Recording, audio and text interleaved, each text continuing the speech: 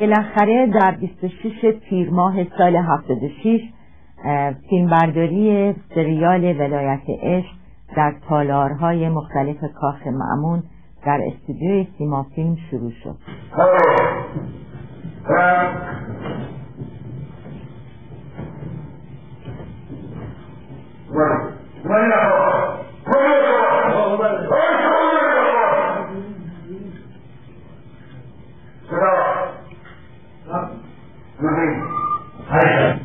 مدیر عامل سیما فیلم فقط به این فکر نکرده که مثلا برای ساخت سریال‌های از این دست بگردیم مثلا کسی که مسلط‌ترین آدمی که تاریخ اسلام باشه یا در کار کارگردانیش باشه، بلکه به دین سختی ما هم توجه کردیم.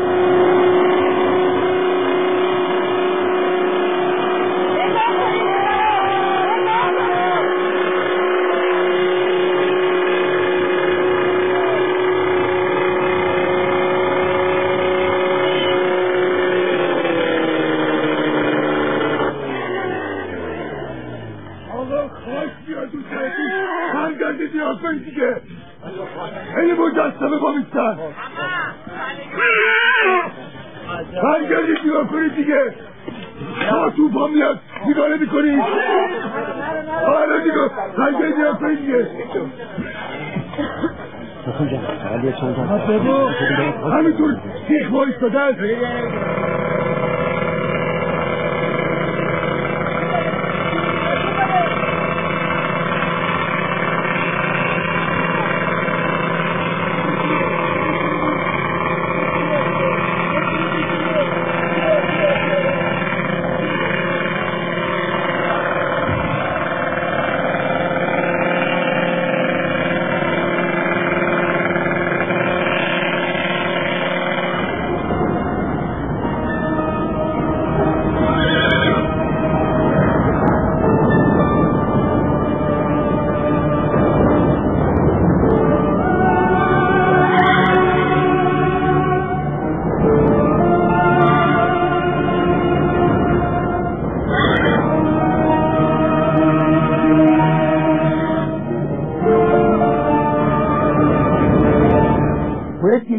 واحدی رو از روز اول فیلم برداری شروع کنی و تا روز آخر بدون توجه به اینکه الان 2 ماه از کار میگه 3 ماه مونده تا روز آخر فیلم برداری با یک ریتم واحد پیش بریم. باید روزی 10 ساعت کار به طور مرتب بشه.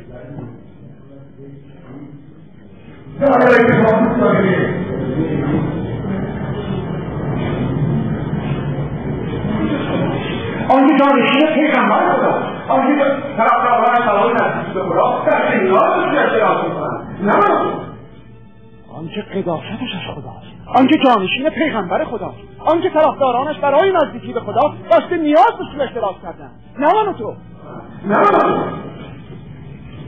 درست درست این برنامه چه بباید درست شد میفهمم ولی حاضر نمیشود ولی حاضر نمیشود درست است میفهمم چه میخواهید ولی مسلما او حاضر نمیشود به خواست شما کم درده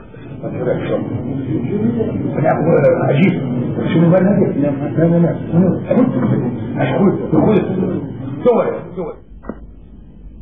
حال به عنوان خلیفه مسلمین از همه شما میخواهم که بی درنگ ما اقتدا نمایید. آن صدایی که شما میدارد صدای من و تو نیست. صدایی که خداوند میشنود صدای من و شما نیست. آن کس که صدایش جوابی دارد من و تو نیست.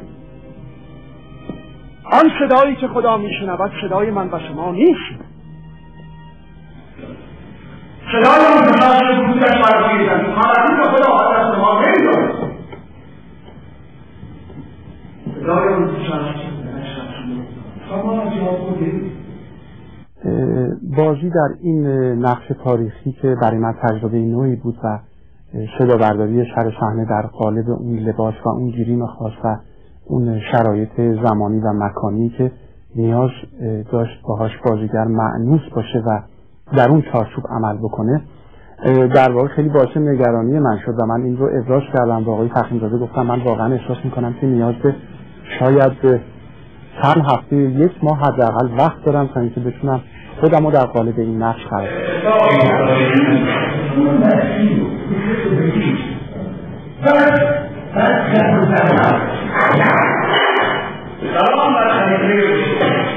نقشی که برای من در نظر گرفته شده بود همین نقش تسلط شهر بود.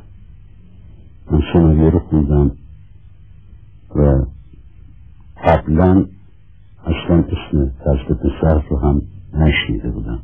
ما رفتیم در شهرک پرندک در اطراف رباطگری اونجا یک چند خونه‌ای که اصلا سال‌ها پیش زندگی نمی‌کردن نه لوله کشی داشت نه آب داشت نه برق داشت نه رو درست می‌کردیم با یک وضعیت زمستون با یک وضعیت بعد شب تا صبح با نفتی که می‌سوزوندن این بخاری ها که هر شب تو بچه و خداها دوزه می‌زد و هممون صبح می‌شدیم سینه‌هامون گرفته بود اینجوری صبح می‌دادیم که پیتلقی سرسانه روشن می‌کردن کار می‌کردن درست می‌شد ها با این لباسای تاریخی حالا فکر کن همه دور یک پیتلقی هم شده بودن خودشون گرم می‌کردن.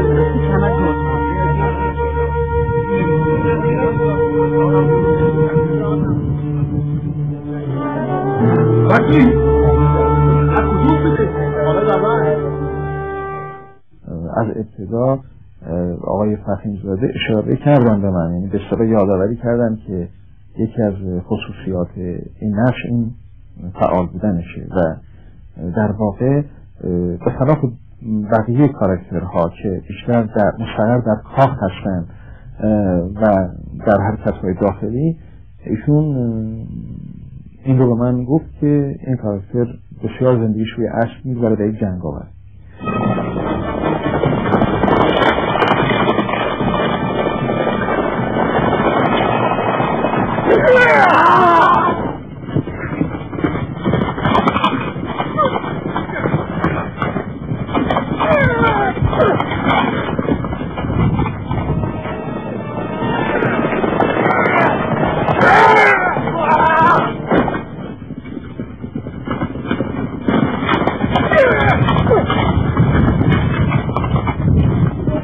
دختر و پدر مقتولش را میشناسیم. نام خلف ابن عیسی برای ما مردم مدینه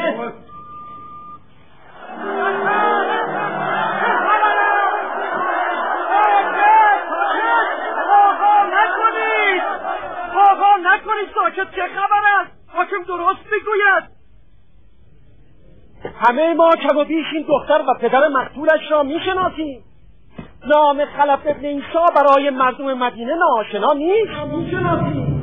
نام خلف ابن عیسی برای ما مردم مدینه ناآشنا.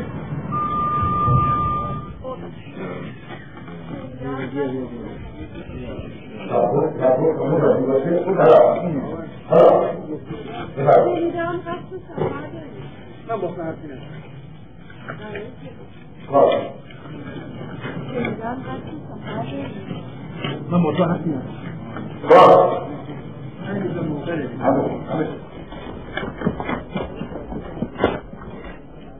شنیدم قصد سفر داری.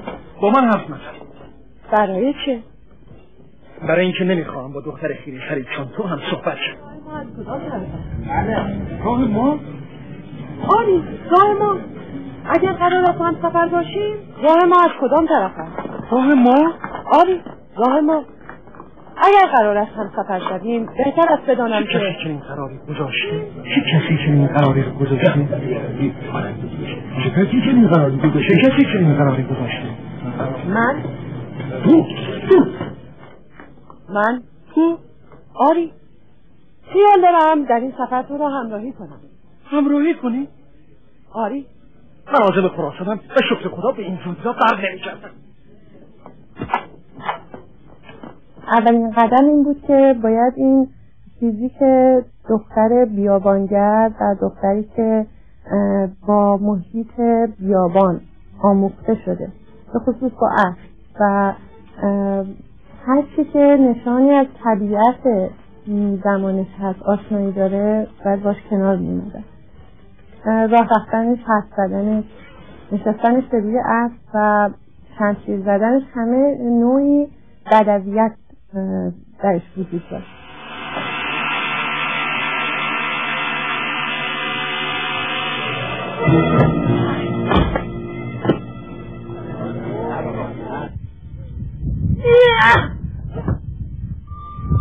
خیلی خوب بود.